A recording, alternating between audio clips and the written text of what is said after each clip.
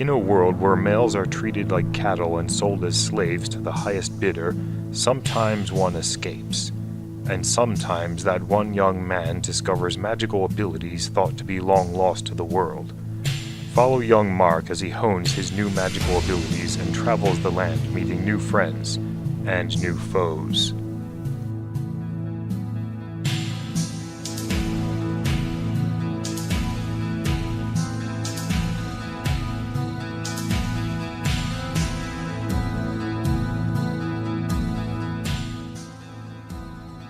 Hey guys, Phil here. I hope you enjoyed watching my animation. I really had fun making it. It was really a great contest for me personally, because it really worked out. I love reading fantasy, so I was eager to jump on the book right away.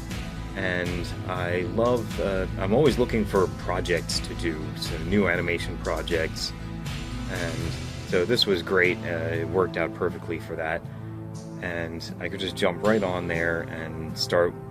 While I was reading the book, I was able to write down notes for scenes that I wanted to animate, and there were actually a few scenes that I didn't get to include just because I ran out of time, but it was still a lot of fun. And so and of course I really love almost everything about Japan too, so that's pretty much everything about this project has been great.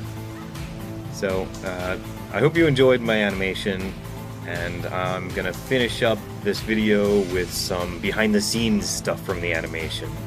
So, check that out, and give my video a thumbs up too if you liked it. Thanks, bye. In this first scene, we have some of the slaves walking on their way to be sold. Now, one of the challenges in this one was not actually the walking itself, but the chains around their ankles. If I get in close, you can kind of see I tried to animate it so the chains were kind of bouncing properly the way chains would, and that was a little bit of a struggle. But some other parts were these little grass patches. I made these little patches of grass and cloned it about 45,000 times to fill out that whole space. While it worked really well, it did make it take a long time to render. I think this scene was about 52 hours to render the whole scene out. This is a scene where Mark first escapes from being sold. And I kind of did this scene at the last minute, so I didn't really have time to do a whole background environment.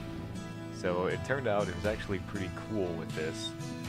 I actually went out to a park near me and did a 3D scan of this whole hillside with these steps, and that worked out really well. I was quite surprised, and then I just modeled a tree.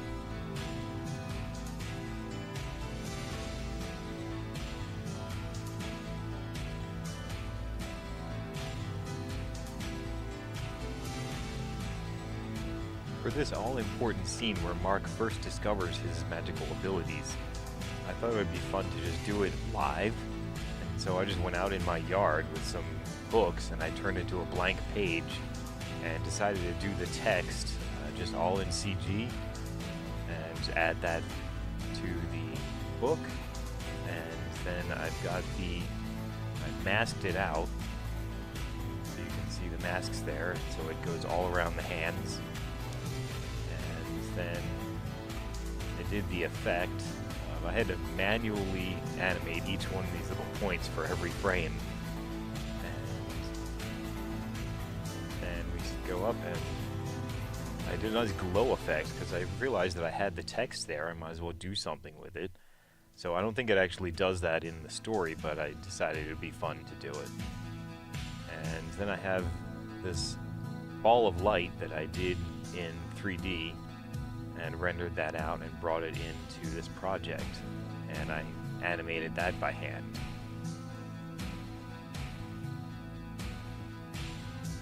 In this scene, Mark is really testing out his abilities and trying to see what he can do, and as a test he grows an apple tree from a seed to a full-grown tree in just a moment.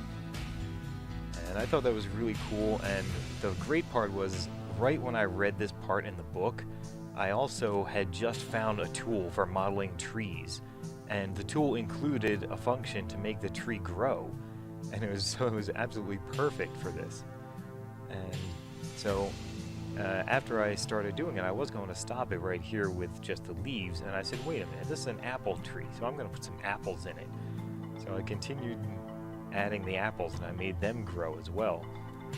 But they aren't actually attached to anything. I just manually placed them, and so they're just floating around in midair. If I switch over to a perspective view, you can see that they're just floating there.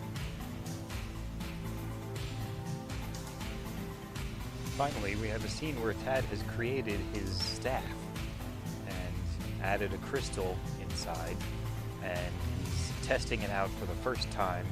And I won't give away what happens, but he has some pretty unexpected results. It's quite exciting.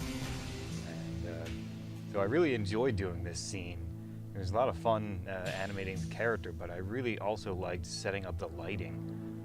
As you can see when I turn on the render, you can see just the crystal there, but then as he starts moving, then I got the real nice lighting in that staff, and I really enjoyed how cool that came out looking.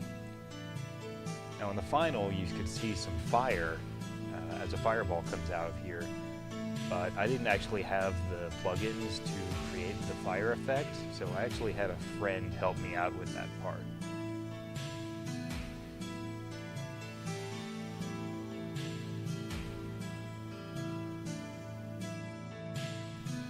That's it from my video, guys. I hope you found it fun and informative. And now you know what to do. Click the link in the video or in the description below and go read Inexperienced Mage or any of the other books by D.W. Jackson.